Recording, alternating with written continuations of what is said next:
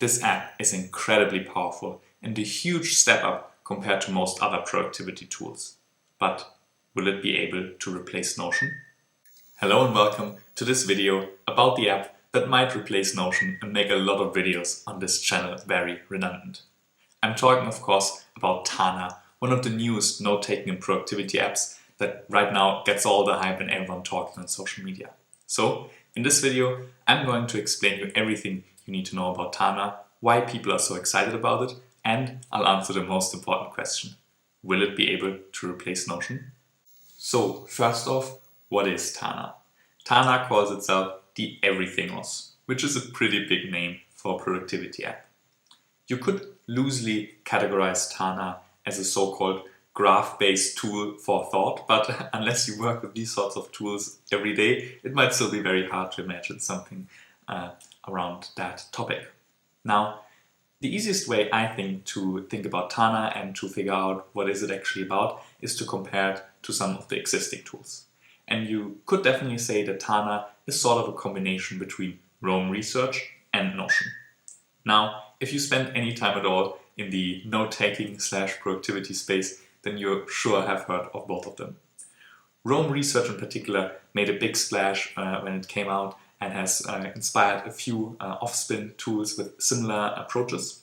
And the core thing about Roam is that instead of having this traditional hierarchy of folders, pages, documents, you don't have any of that, and instead everything is a node. Whenever you write anything in this app, it is a new node, and that node is connected to at least one other node. And through writing a bunch of these nodes and then starting to connect these nodes in between each other through something called bi-directional links. And bi-directional links you can basically imagine like what you see on Wikipedia, right? If you are on a Wikipedia page and click on one link, then you jump to that article, but you can also still click on something back to go to the previous article. So it's an easy way to jump in between nodes. And through these many links that you build, you slowly create this graph of knowledge, or this graph of your nodes that are all somehow interconnected.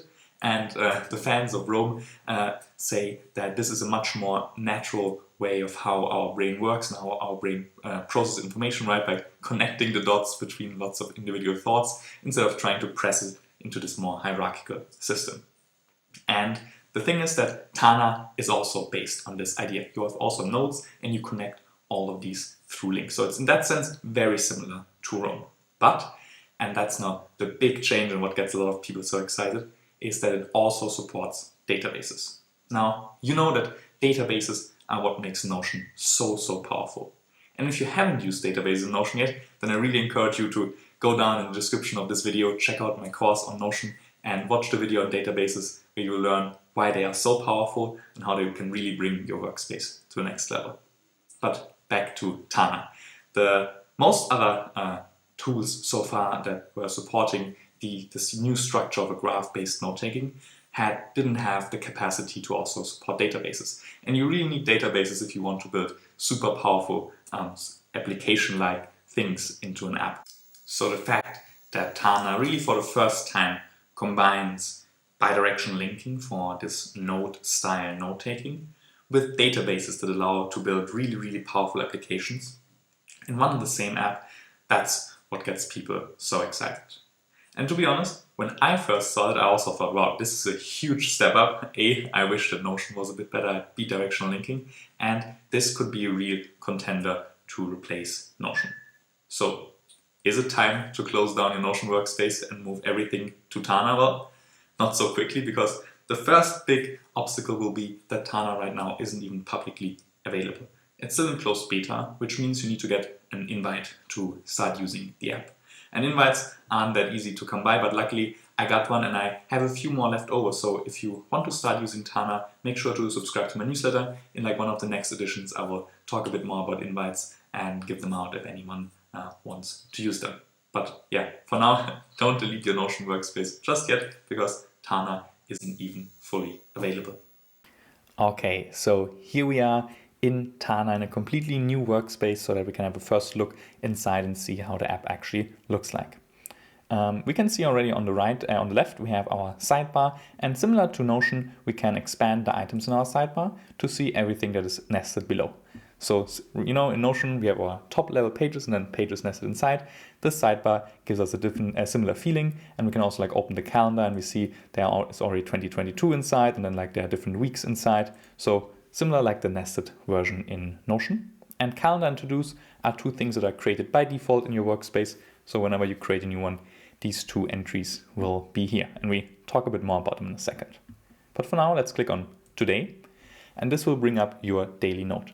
Now, Rome and Tana will both create automatically new notes for you every day to take down, to write down your daily thoughts. Whereas in Notion, as you know, if you want to do something similar, you would need to create one of these things every day manually or use a new recurring database template function. But either way, here it's automatically here, and you can it's automatically here with the correct date and everything set up for you.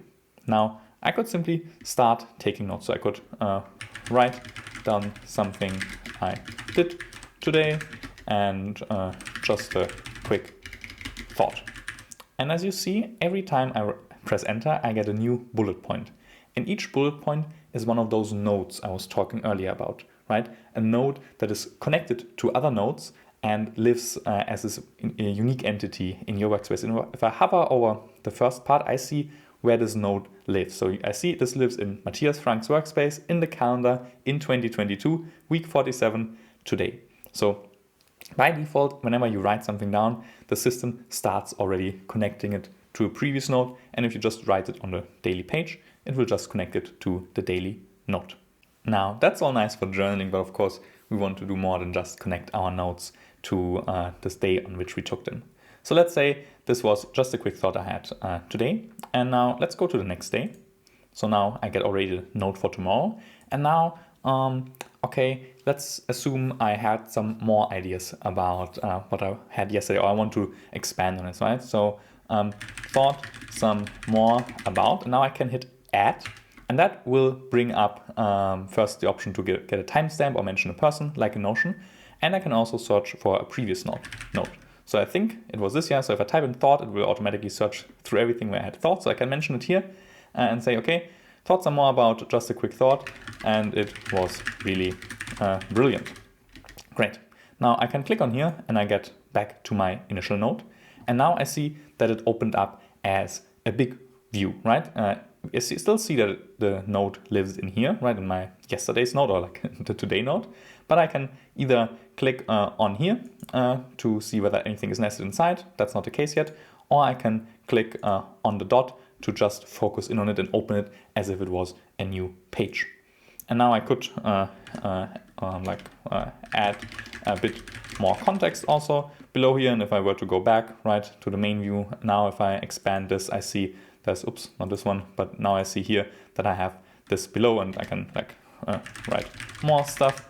And if I, again, zoom in on it, both of these things are there. Now, if I move myself out of the way here, I see that this node has a reference. It was mentioned once before, in one other place, and that's tomorrow's node, where I, again, thought about this quick thought. And that already gives you like a first idea of how these things come together, right? If I were now to think about this topic a few more times, right? If I were to go back to, let's say, go to the next day and here, again, one more day on Friday, talked to my friend about, and then I again say thought, oops, just a quick thought, and he thinks it's great. And then I see already here, okay, it was mentioned in two other places. And now it starts again to show you how you can start connecting all these different thoughts, and without having to put in a lot of effort and thinking about the structure, the program itself helps you to resurface this thing, right? For these thoughts, it's not so relevant, but let's say, for example, you're a student or you're an academic and writing a paper.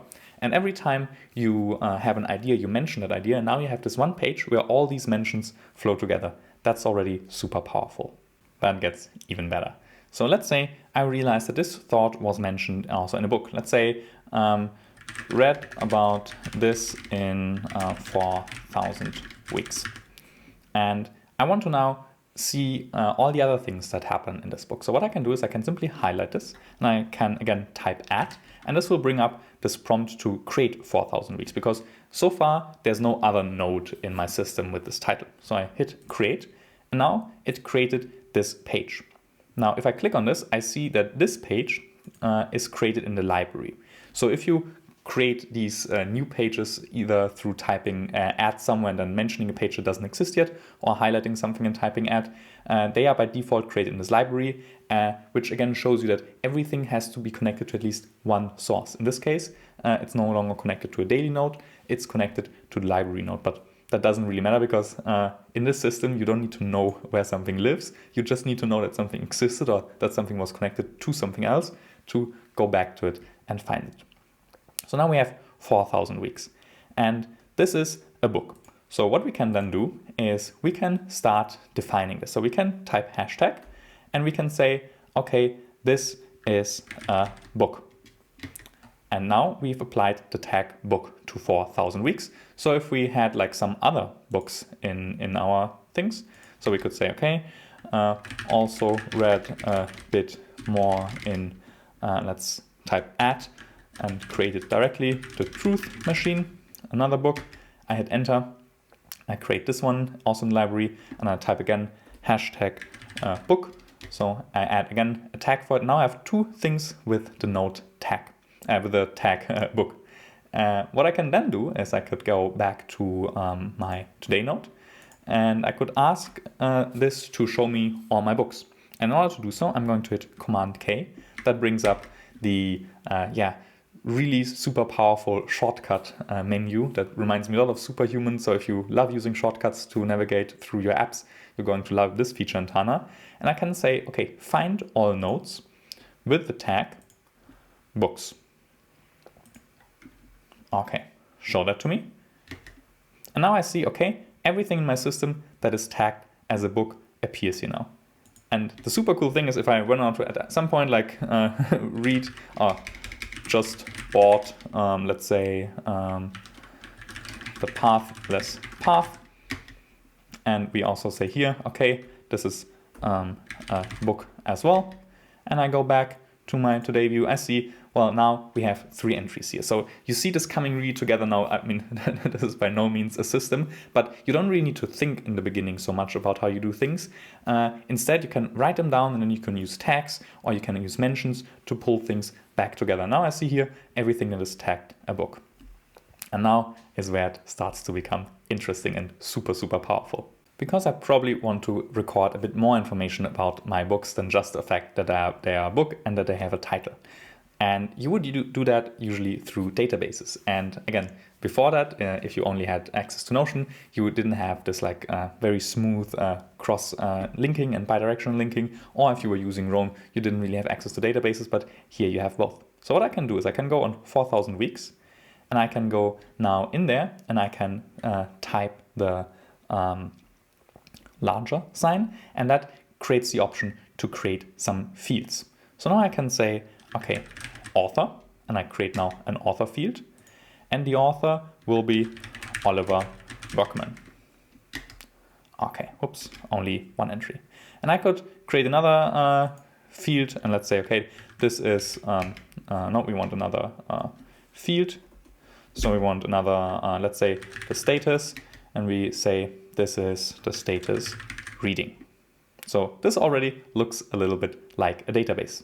As you can see, what I created when I created this field, this is has a field icon, but this here again has the node icon. So this is again a node that lives inside of 4,000 weeks inside the author field.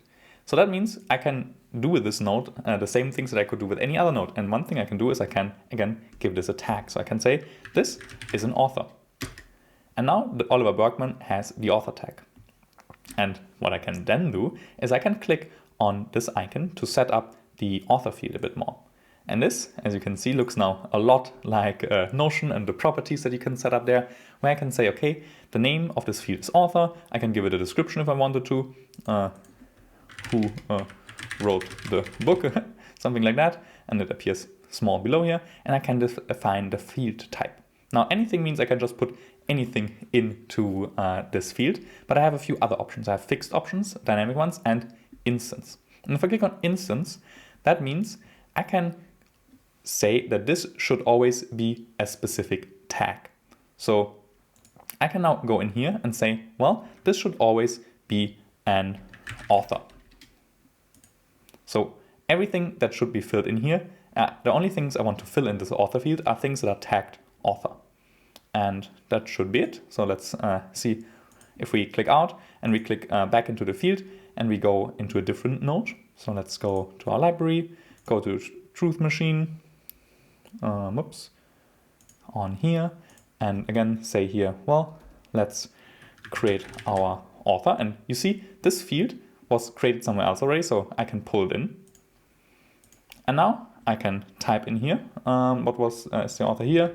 It's Michael J. Casey. And now it automatically suggests to me that this person should be tagged an author, because I defined in the other field that people that are filled in here are authors. So I press enter and I can click on here and already gives me the author. So now I have 2 authors and the for the different books. Now let's look at this other field. So I go here again and I create here as well the status field. And don't worry, we don't have to do this every time. We will just do it for now. And we go in here, and this time for the status, we're going to define different statuses. So we say fixed options. The options that I want for the status are to read, reading, and finished. So if I now click in here, I have this drop-down menu, and I can pick only from my options. So I can say, okay, the truth machine, I'm currently reading. And if I go back to the 4,000 weeks, and I go in here, I see it got automatically assigned reading. And if I can click now in here and pick a different option, but I can only pick from these options and none of the others. So this is how I can start to build out my database through fields in the individual books. And I could then go ahead and say, just like in Notion with databases and filters, I can now say, okay, instead of list of nodes tag book, I want to add additional filter. I want to say, show me only the things that I'm currently reading. So only where status is reading. And now I can see here, we have only, I can also rename this. So I can say, okay, books I'm currently reading. And I see only the 2 things that I'm reading. And I could, of course, say, well, show me only the things I have to read, and so on and so on. I can start building out my views just like in Notion like this. Now, this isn't the complete Tana guide or tutorial, so I'm just going to show you one more really cool thing before we go back to our review of Tana in general. But this is the one, if you so far thought, well, this is nice, but it seems quite clunky if I have to go in and every time create the fields again and do all of these things all the time. You're right, but it has something that makes this much easier, and that's called a super tag. So I can click on book and I can click on configure. And this pulls up another menu, and now we can basically say that whenever this tag gets applied to something, a specific template should basically be applied. It's called a super tag. And again, it's really, really cool. First thing, we can give it a color.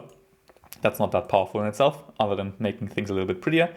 And now we can define default content. So whenever we apply this tag then to a node, this content will automatically be applied to the node, similar to templates in a Notion database.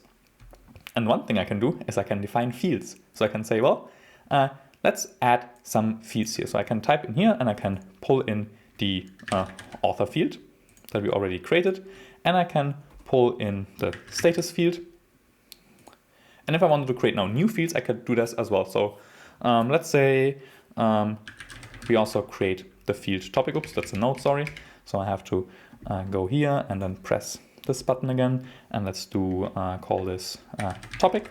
So here we get the option to create it. And I can quickly set this up and say, okay, this topic field should not be anything.